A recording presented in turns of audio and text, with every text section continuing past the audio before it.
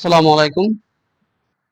নিশি ফসল ট্রাভেল ব্লগে আপনাদেরকে স্বাগতম। আরেকটি ছোট একটা ব্লগ নিয়ে আসছি। সেটা হলো, অনেকে প্রশ্ন করেন যে আমেরিকাতে ট্যুরিস্ট ভিসায় যেয়ে কাজ করতে পারবেন কিনা? এটার প্রথম কোশ্চেন হলো করা যাবে।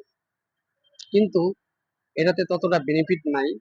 তবে ট্যুরিস্ট ভিসারে উকিল ধরে, লয়ার ধরে যদি আপনি এটাকে E3 ভিসাতে কনভার্ট করতে পারেন, অথবা কোনো একটা কোম্পানিতে জব নিয়ে আপনি E3 ভিসাতে নিতে পারেন, সেটা আপনি করতে পারেন, কনভার্ট করা যাবে।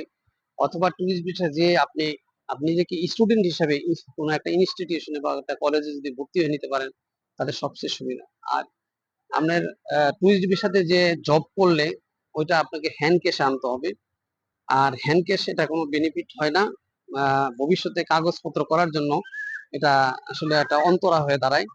এই জন্য উচিত হবে যারা ইচ্ছুক যে ট্যুরিস্ট ভিসায় যে আমেরিকাতে আপনারা কাজ করবেন বা থাকবেন, সেই ক্ষেত্রে আপনারা নিজেকে একটা স্টুডেন্টের সাথে নিজের স্ট্যাটাসটা চেঞ্জ করে নেবেন।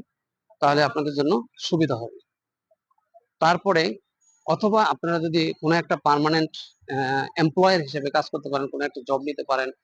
জব নিয়ে ওখান থেকে আপনার মালিকের সাথে কমিউনিকেশন করে, মালিকের সাথে কন্ট্যাক্ট করে কন্ডিশনে যেয়ে আপনি এটাকে E3 ভিসাতে কনভার্ট করতে পারেন।